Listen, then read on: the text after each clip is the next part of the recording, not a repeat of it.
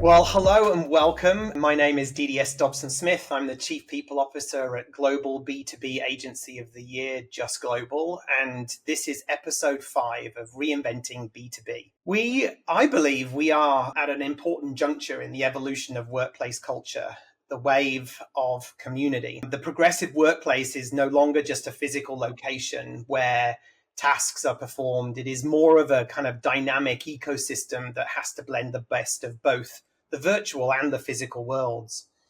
This new paradigm, I think, emphasizes hybrid models, flexible working, and ample opportunities for meaningful connections.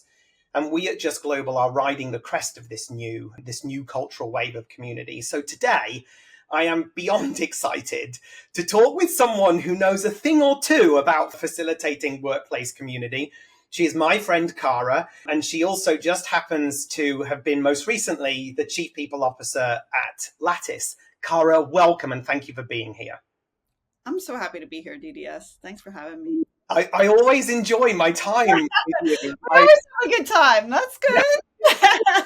I always walk away with something new, some thought-provoking, and I'm really excited that our listeners are going to get to tap into your expertise and your insight and your smarts. So, if you're okay, should we kick off with the first kind of Let's do this. All right. So, belonging. Let's be in the space of community facilitation and belonging. And I'm curious from your perspective, what does belonging mean to you in terms of the workplace, and why is it important that we build a sense of belonging for the workforce?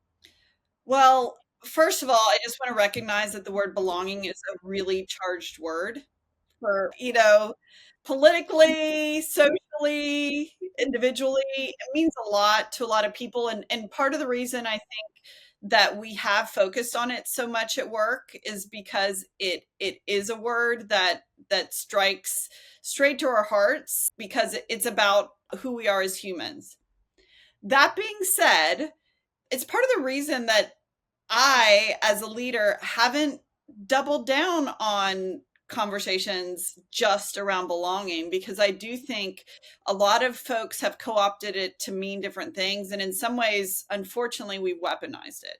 So I love that you're asking, how do we define it today? Because I do think it can mean a lot of different things to a lot of people, and unfortunately create a lot of drama where it's not necessary. When I think about what we're trying to do in our workplaces and what we do as people leaders and leaders in general, any leader sitting in any part of a business, is we're trying to help people do their best work. And we're social beings. So how do we do that? We do that because everybody in the organizations that we're in have opted to work together to try to accomplish a thing, no matter what your business is. Unless you're a solopreneur, and solopreneurs still need to have customers and clients that they work with. So guess what? We've all signed up for this. So to me, when we talk about belonging, it means that somebody can come and do their job and feel like they can do their best work, and have an environment where they're able to articulate their needs, and they're able to work with other people who care enough, who are respectful enough to help accommodate those needs when they make sense. And then we're all willing to work together to reach a common goal. And it can be that simple. Now, of course, it manifests in lots of different ways. And we have, again, a lot of political dictums that people are willing to put forward and say, well, this is the right way to do belonging. But for me, having done people work for almost 25 years now, and in some really tough environments, 5 companies that have been high growth, 6 that have gone public or been acquired. Those are really intense environments where you have to do your best work or you're going to fail. It becomes binary in that sense, which on one hand is hard, but what the goal of the people function is really to help some of those obstacles fall away. And when the obstacles around resourcing, because for better or for worse, we live in a flush venture capital world, or have lived in a flush venture capital world. So you have the resourcing fall away. You have the now location fall away in terms of where people are in time zones. You really work on people's health and wellness. What do you have left? You have left who people are as humans and their most fundamental need that you're working on, which is that sense of connection and belonging. Yeah, beautiful. Yeah, this is really taking me to that point around community. And one of the things that we are consciously doing at Just Global is deliberately eschewing the concept of the workplace being a family to the workplace being a community. For various reasons, not least because family is not always a wonderful concept for all people. And People don't always feel it's feel, I'm wondering what you make of that, and really that my inspiration for this comes from a wonderful psychologist called Adam Grant that talks a lot about this. But what's your take on? you talk more about it. That being said, very briefly, my take is I love the sentiment because I think the sentiment is even for folks who don't have that strong sense of belonging in their own family, people, the sentiment is that people are we have a societal structure around family that feels warm, that feels inviting, that feels like people care about and respect you. So to me, when I hear people say family, I hear people expressing a need and a want for that kind of community to be a part of. I do think that using the term family in an environment can bring a whole lot of baggage into a room. And myself as a leader and other leaders, I think, I have been doing this long enough to where it was probably about 15 years ago when I started hearing that term being brought into organizations. It also happened to parallel the cultural revolution of Facebook and Google that were turning literally their campuses into college campuses. And to take a step back, this was a strategy, right? So we need to understand folks were creating at-home environments with eating dinner together, with sleeping together, actually taking naps in nap rooms, having your workplace feel like a living room. I had a roommate that worked at Google, and he would go in at 10 a.m. because he wanted to get a little breakfast, be there for lunch, dinner, and then he would come home at 11 p.m. because that was after dinner. He got to do his video games with his buddies and play a little basketball before he came home. Right.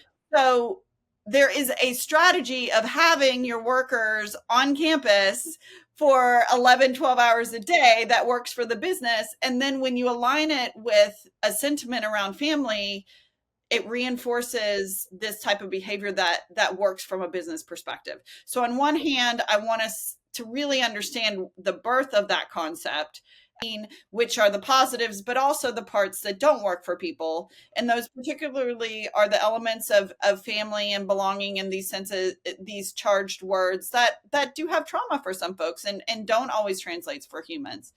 So DDS, I agree with you. It's tough to say family and have that be something that's truly meaningful and helpful for folks. And I'd love to hear more about how you're doing that in the day-to-day workplace.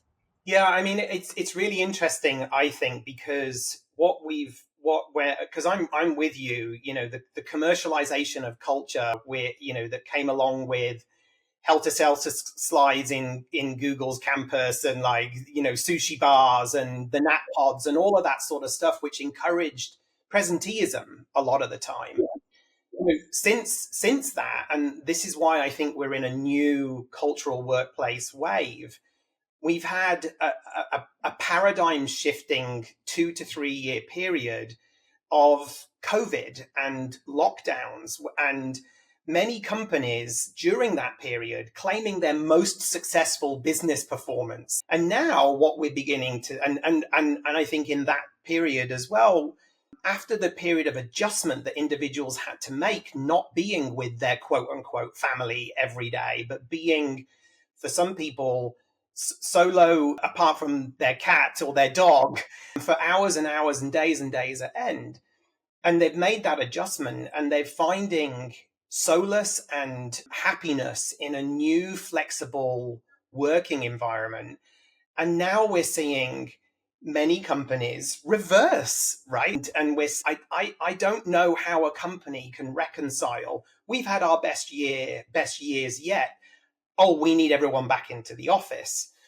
And some are saying it's all in, some are saying it's a couple of days, and some are saying, we're still hybrid.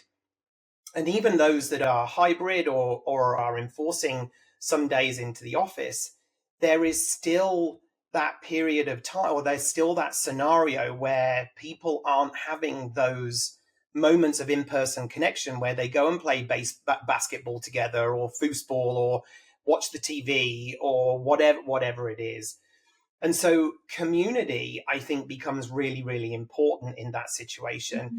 And in particular, when I hear workplaces say it's impossible to build community virtually, I ask them to think about gaming communities. I ask them to think about the many young people, adolescents, tweens, teenagers, young adults who socialize entirely online, right? Mm-hmm. So my husband is a teacher, and their kid, like Davis, will come home and basically say the kids leave school, they go home to their respective desks, they put on their headphones, and then they socialize virtually. They don't socialize out on the streets like I used to do when I was a kid in the 80s, So I think we're also needing to prepare for the future workforce that doesn't rely on this in-person connection to build community.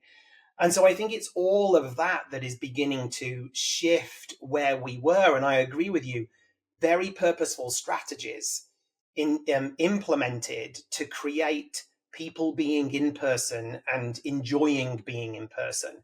We are in a different world now. We had somebody for the very first time who said that they had never worked in an office before, that their entire work experience since leaving college, in fact, partly at college too, was all online. That blew my mind. It blew my mind. So I am an internal optimist. So I'm gonna lay my cards out here. First of all, how we did hybrid during COVID was crisis hybrid. It was crisis management. So of course it's going to, or remote first, of course it's going to feel not great. Mm-hmm. The strategy that got us to the Facebook's campuses, to the Google campuses, to the best places to work, and the talent density that those organizations had, right? So it takes time to get to an effective strategy on the people and leadership front. We went to a place in 2020 that was a crisis mode, that was a culture shift. And only now am I seeing people leaders like you, others, business leaders at the highest level, boards of directors, getting their head around the concept that things have changed. And now it takes a few years for us to do this. And part of me is like, of course, you're going to have folks demand everyone back to the office. Of course, you're going to have folks put 100% stake in the ground out of remote, because these are the thrashings of what change and it looks like. And of course, you're going to have media pull every headline. But I'm seeing now, and I'm hearing you saying we're anchoring on a concept around community. We're inviting people in to define that. And this is always where you learn what your customer wants. You learn what your employee wants and needs, because guess what? They tell you, and they vote with their feet. They go to the other competition that's figured it out before you. Indeed. So knowing that we spend 70% plus of our budgets on talent, and we know that we are in a knowledge-based economy, then this is the new frontier. The new frontier is figuring out how to create community in the way that works for our people. Because like you said, instead of me sitting around having worked for 25 years in offices and had a certain perspective, it's more me going to that guy who you're talking about that said, I've never worked in an office. This is how I make it work. That's the person that's going to tell me what my next 5 years are going to look like, right?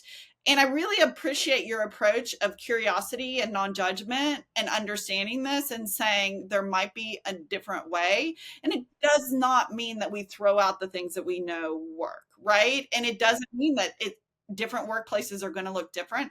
I think what it's going to do is bring a lot more diversity to the table and allow people to truly opt into a community environment that works for them.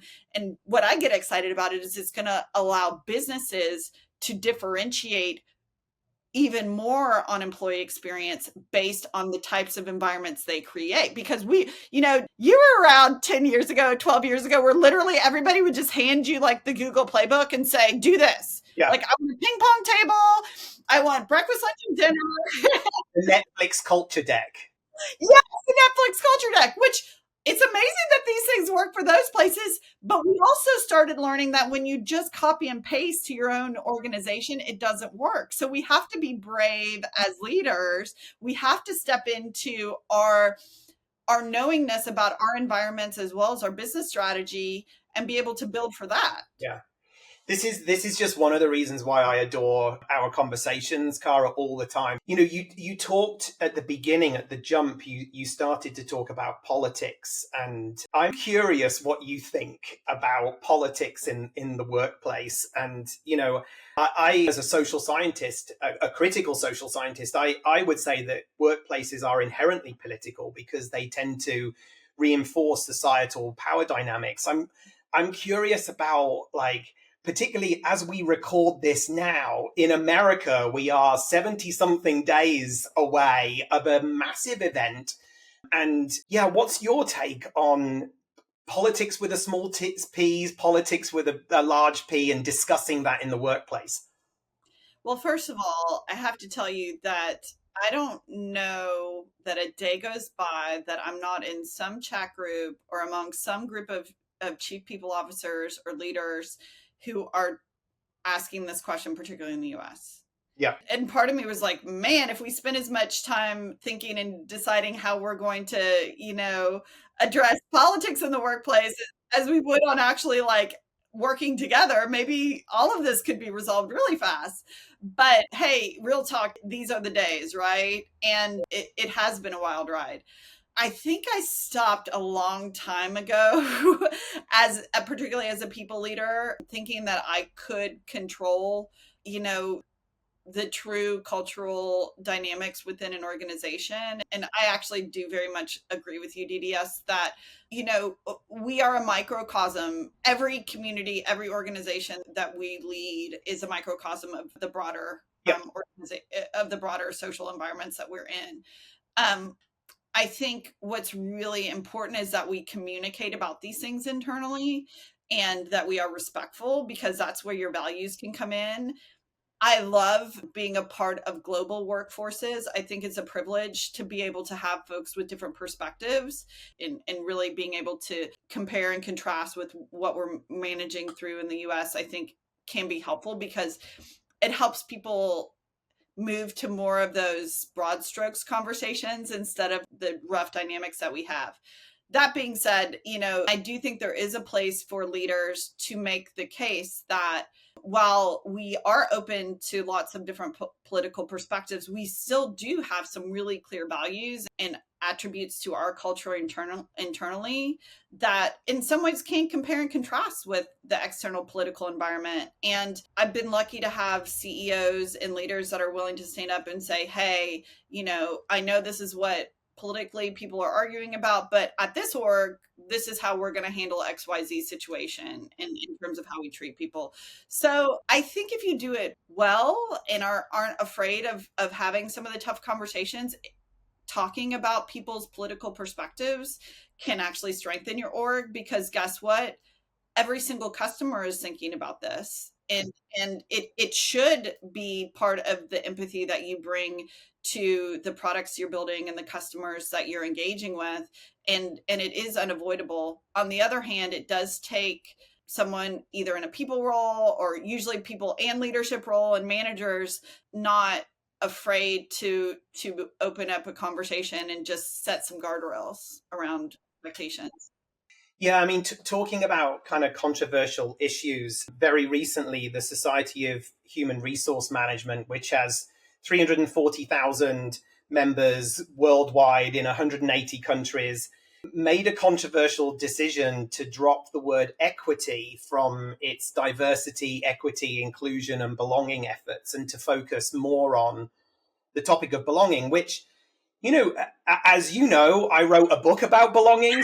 I was like, DDS, I feel like they should maybe have talked to you about this, right? And I wrote a post actually in response because the outpouring of kind of dissent from SHRM's members, but I can kind of get where they're coming from, because to me, belonging is the experience we want everybody to have.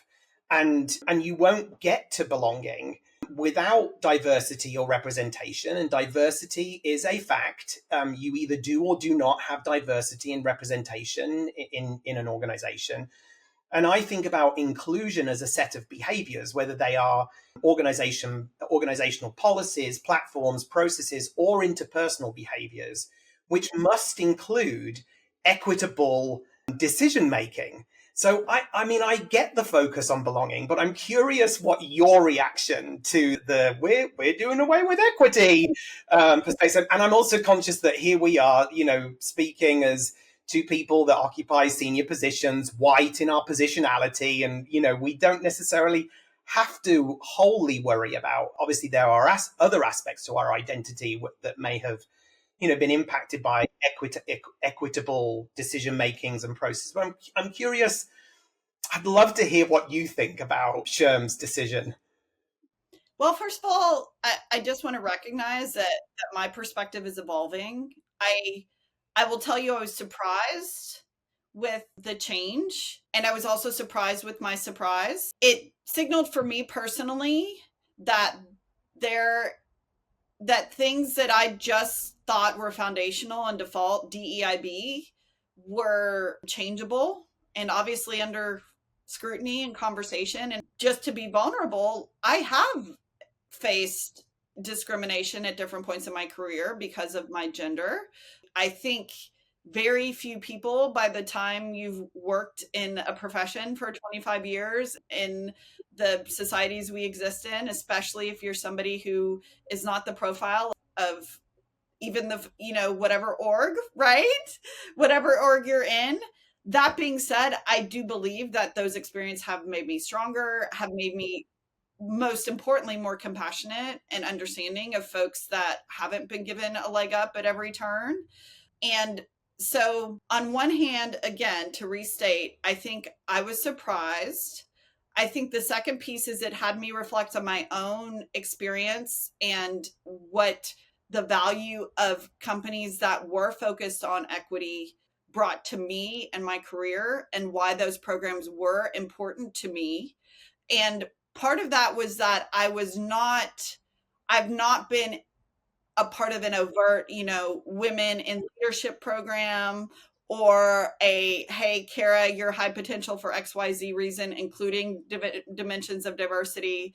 But I have been in organizations who had programs like that because of the E in DEIB, that were signaling to my leaders and the folks that were around me that this was important, and really important, were signaling to me that I am not alone in wanting to do more, and I'm also not alone in facing some resistance and some obstacles. And at the same time was encouraging, because having those programs and knowing that those conversations were being had, and knowing that there's somebody at this org who has my back, is an important thing. And even if I'm going to walk into the room with nobody else that looks like me, nobody else that has my perspective, which the perspective taking and perspective giving, I think, is the most important thing we can do as people leaders. So particularly in the HR function, a lot of the times we have to put ourselves out there and put our professional careers at risk, is when we're taking a perspective on behalf of others that is different. I'm in an org that has equity programs that are funded for whatever reason, that has given me confidence to go in and share those perspectives. I do think it's really positive that there is a ton of discussion around this, because my sense was these are conversations that were behind closed doors on both sides. On both sides, right? People thinking the equity is dumb. Why are we compelled to be involved in this programming? When we talk about equity, I think is to go back to basics and explain it, that equity is the compliance and legal aspect of the DEIB component. So when you remove equity, you're removing a chunk of funding, de facto funding for organizations. And you're saying, instead of compelling folks to fund these types of programs and do equity audits and require some of these legal reviews, you are instead saying, we're going to focus on a culture of inclusion, a culture of belonging, and we're going to assume that that will solve for the legal and potential systemic inequities. And we're not going to require audits in some of this structure. So there's a lot of threat and fear on behalf of those HR folks, because their jobs in a world where equity as an E is not valued, their jobs will be not funded, or that's the assumption. On the other hand, there are leaders that say our job as leaders is not to go and check boxes left, right, and center. Our job as leaders is to create cultures where people want to be, and the accountability will exist among the organization, among the folks who feel like they belong. So it's interesting. It's different approaches. And I think the jury is still definitely out on this one. So you talk about it's a good thing that conversation is happening, but what you just did there, Cara, was call attention to the nuance, the intricacy that oftentimes in business we don't want to deal with, right? Oftentimes in business we want it to be this or that. We want it to be clear cut. We want it to be cut and dried. And of course, you and I both know that as soon as you throw a person into the mix of clear cut and, binary, it's just everything goes out the window. So I really value and appreciate what you just did there, was to call attention to all of those aspects of what's important here and the need to continue the conversation. Just kind of shifting gears slightly, you and I have known each other for a number of years, and you and I have known each other when we've been in different professional settings. And when I first met you, you were working at an organization that was all in office, right? There was no work. I mean, people had to ask if they could work from home, and it was like a privilege to work from home. I now work in an organization that is pretty much remote. I mean, we have some physical hub locations dotted around the world. So I would say that we are a truly hybrid working environment, and at the moment have no plans to change that. And of course, this is at a backdrop of many other, and Just Global is at its heart an advertising agency, a very special one, but at its heart is an advertising agency. And you look at the advertising agencies out there and all of the, the holding companies in particular, like mandating these 3 days in the office. And I just scratch my head and I don't get it. But I'm curious, from your perspective, what are the pros and cons of hybrid working from both a business point of view, but also when we're competing for talent in the labor market? I know marketing and comms and advertising deeply. I was at West Coast people leader for Wonderman and Young and Rubicam and Guthy Ranker as well. So have spent in newspapers before that. So the other side of the media equation. So definitely understand the dynamics and the importance of both that creative as well as account side, right? And the tensions among and between them. And I do think we've talked a lot about today about hybrid and just functionally how you can operate it. And I think it's not a secret that I think both of us do believe in the freedom of organizations to make that choice for themselves. That being said, a couple things that are interesting to me. I'm very surprised just functionally that particularly advertising as an industry has fallen back, or you are hearing more about the demands for in-office.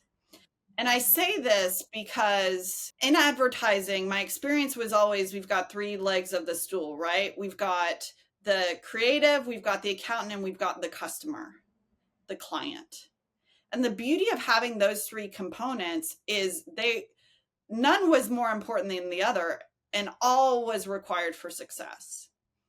And you spent a lot of time on the site with the client, and your job was to intuit and to work remotely in a world where no one else was.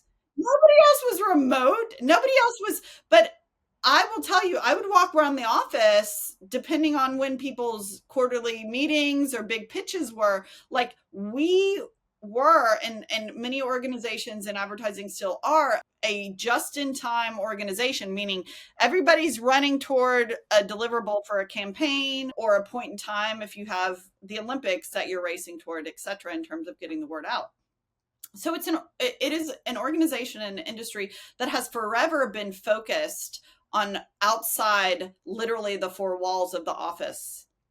And so I would have expected advertising as an industry to have an easier time making that transition, because you have pods of people working independently on behalf of a customer that is not physically in there. So you have always worked with a team that was not present internally because your team was your client. The other part of advertising that I know and what I loved about advertising so much that I took that learning over to technology companies, which is that talent is king and queen.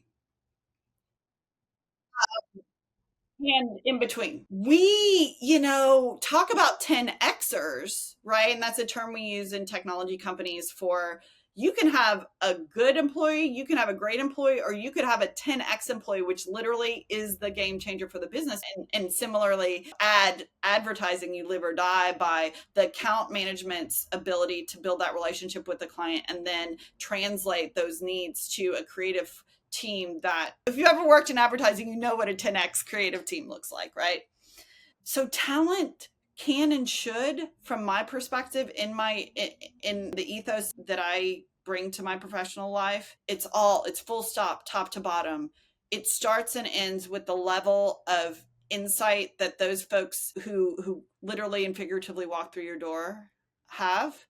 And then our job as an entity is really to enable those folks to do their very best work of their lives. And what I can tell you is the researchers are telling us this, that people are voting with their feet. And we do believe, many folks believe, Bloom included at Stanford and beyond, Nick Bloom, great researcher for remote first work, people with choice are choosing freedom and flexibility. And it may not wash out in the past 18 months in the economic environment we're in.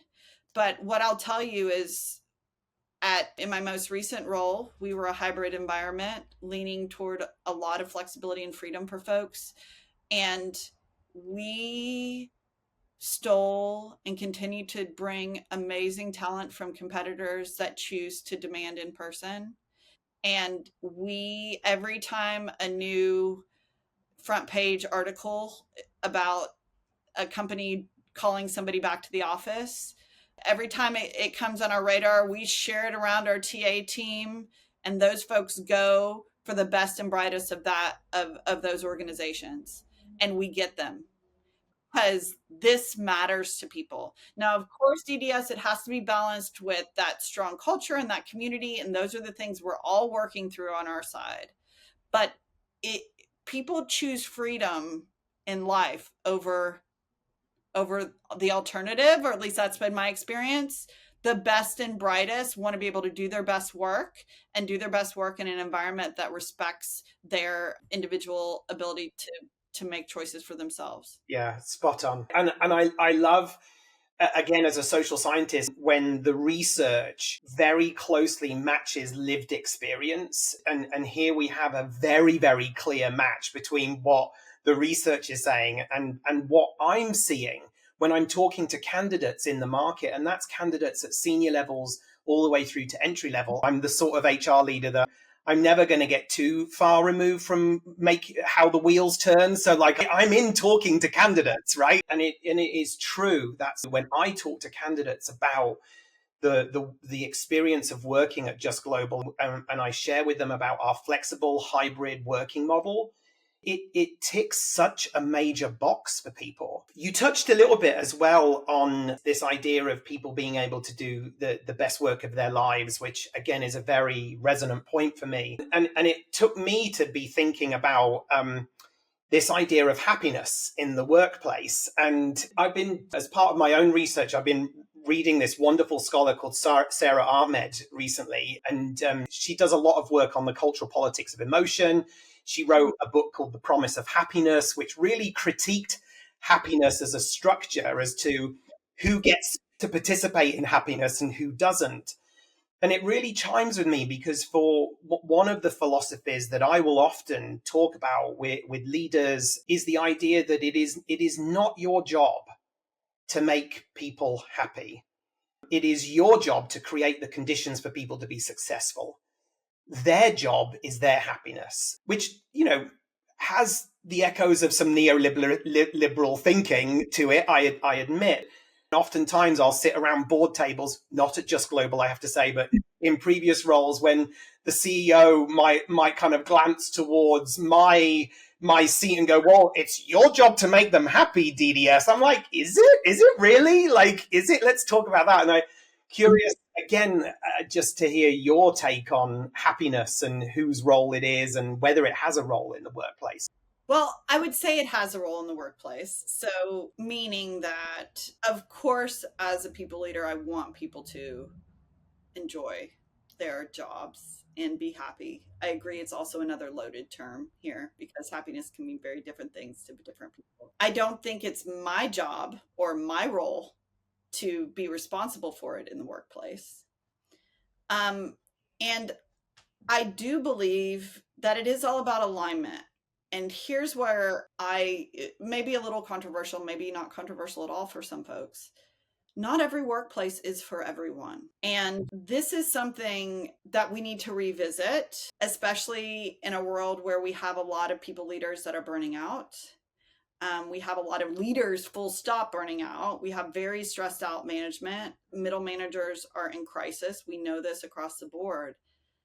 And a lot of this, I think, was born of boom years where promises were made. And I do take responsibility for that from a talent acquisition standpoint. I have a friend, he's an amazing executive recruiter, and we were having some real talk the other day, and he said, you know what? It's our fault that these leaders are burning out. And I was like, what are you talking about? Your fault? You're taking that on? He was like, we sold so many leaders into jobs over the past 5 years that they probably shouldn't have taken. They probably weren't ready for.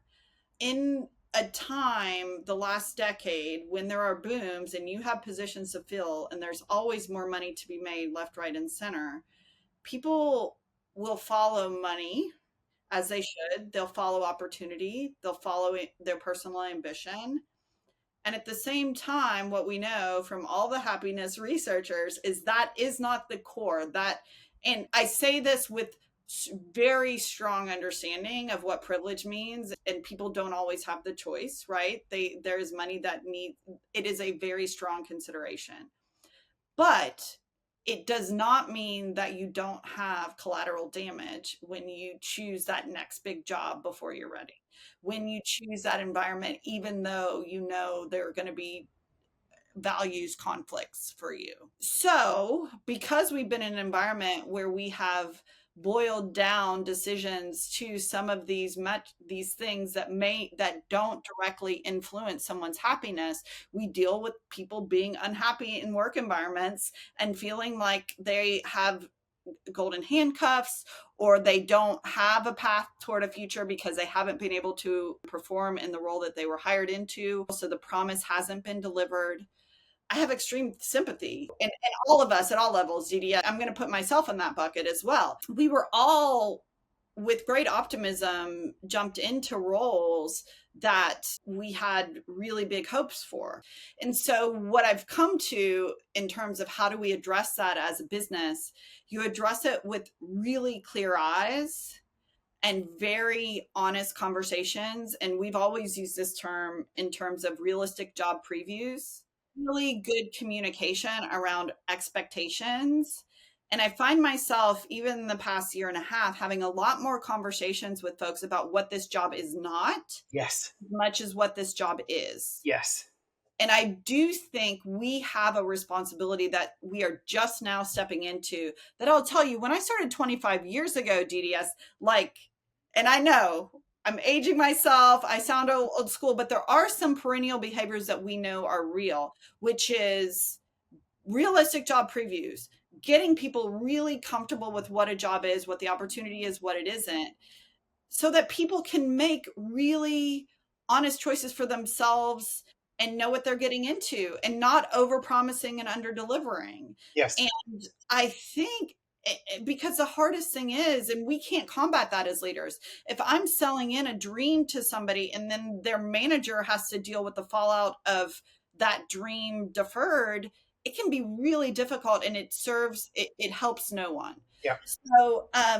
So part of that is, I think we take that responsibility as people leaders, as managers. Though I am optimistic that if we build that muscle around being realistic about and learning to be really honest about what a job is, that will help people calibrate as they're choosing their roles and make life decisions. And then I also think when you're making a decision based on true facts that are a holistic perspective, both good, bad, and middle, right?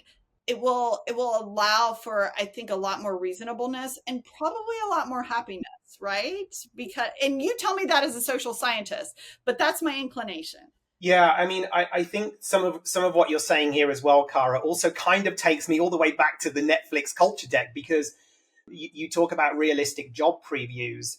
I'm also into the idea of realistic culture previews. And you can be a ripe and glorious peach, and there's still going to be people that don't like peaches. And I think about some of the most compelling cultures polarizing, right, in such a way that they allow an individual to select in or out.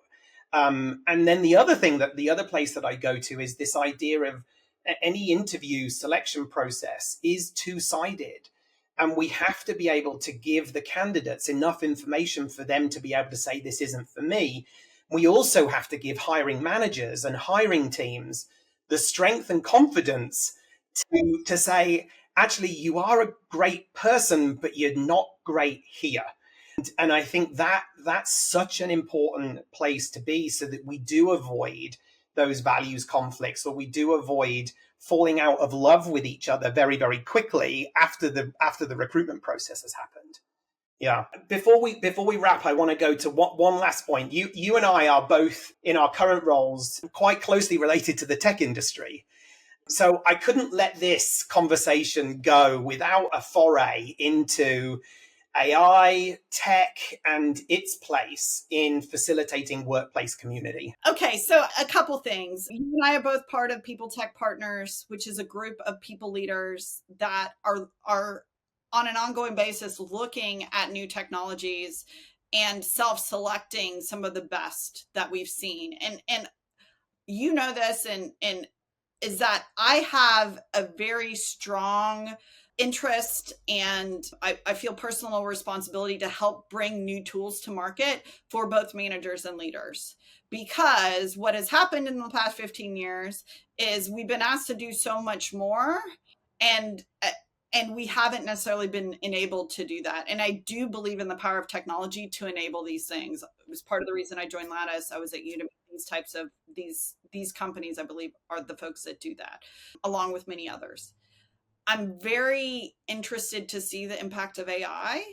I think just very briefly and functionally, AI is going to accelerate our ability to bring new products to market.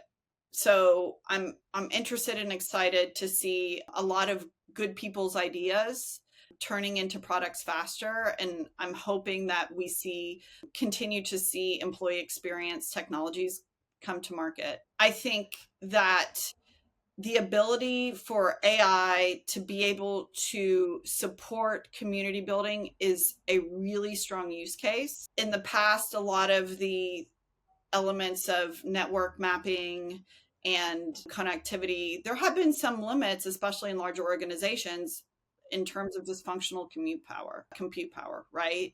And a lot of that is wiped away with AI. I've already seen leaps for learning and development activities. There is a lot of technology because I believe learning and development is going to pull management into the next generation because that's content. There are tools where you can say, DDS, you need to work on your communication skills. Not that you do, but DDS, you should work on your communication skills. And hey, bot, go and build, 15 minutes twice a week DDS communication skills special program that very specifically tailored to you. So, and they can pull from the whole internet's content and piece it together. You push a button, and then DDS has really engaging content that's going to help him do his best work. I believe those are the types of things that will bring us into the future and allow managers and leaders to actually deliver on a lot of what we want to do for in terms of upskilling and professional development for folks. I think, as with any new technology, of course, we need to keep our eye on the inclusivity factors, the bias that AI can bring into the business. I have concerns around those things, which is also why I'm personally leaning in. I'm asking a lot of my other counterparts that are CHROs to lean in, and other leaders and managers in orgs, because this is not a time for us to throw our hands up and leave it to technologists and saying this is hard. We can't understand it. This is actually time for us to step in with agency and say, here's what I require in terms of safety, security, privacy, and non-biased activity from the technology that is here, and help me partner with you in building that. And I have a lot of colleagues that work in and around AI. And many of those folks are asking for partnership, are asking for regulations, are asking for guidelines around what will work from an AI safety, security, privacy, and bias activity standpoint. So I think my summary is, overall, I'm personally seeing the impact. I have my GPT open all day, and I think 3 weeks ago counted how much time it saved me on a daily basis just with writing and prompts. And we just have a people bot that we are piloting internally that we will be looking at for our Lattice product. And that in and of itself, we have paired with our internal wiki and our documentation for the employees here at Lattice. And the amount of time that has saved my coworkers is amazing. So I've already lived the promise. I'm living the promise of this. I find it in the same way that we were looking and developing and driving social media, but at a 10x scale. I was a part of the social media revolution in the sense that I worked at Context Optional, which became Adobe's social media product. And then I worked at Pinterest. There were quieter voices asking questions about the societal impact of social media, even during those times, right? One of the leaders that I worked with, Tim Kendall, was on The Social Dilemma and was speaking about his experience. He monetized Facebook, was president at Pinterest. There were people that understood the potential impacts of this at that time. I encourage us as people leaders and managers in our orgs to understand that this impact on the workforce and the workplace is similar and scales of magnitude greater. And we have the ability, we have the agency to bring to the table, and just asking the questions and being the voice of wanting to do this the right way. Yeah. I'm also thinking about, because obviously our talent acquisition efforts feed workplace community, and how AI is really playing a role in the creation of short lists, long lists, and the responsibility that places on candidates to know how AI is going to look at their resume, and also a responsibility on talent acquisition teams to learn a new way of sourcing and pipelining candidates, right? Instead of, it's just a whole the horse is already bolted, right? And it's like, it is. And that's the story I think we need to be real about. If you are on the people side of business and aren't in the middle of this, it's time to do that because your competitors are. And there is huge opportunity here, but our voices are important. We got to be in that game, right? so we're coming to the, sadly, we're coming to the time today. I could literally spend the entire day with you. Cara, thank you so much for joining me today. And to our listeners out there, you can subscribe to Reinventing B2B wherever you normally get your podcasts, so you never miss an episode. And after this one, our next episode, which is coming soon, is all about the need to redefine ABM models and how you do it. So, Cara, thank you a million times. Yeah, so awesome to learn from you today. Well, ditto.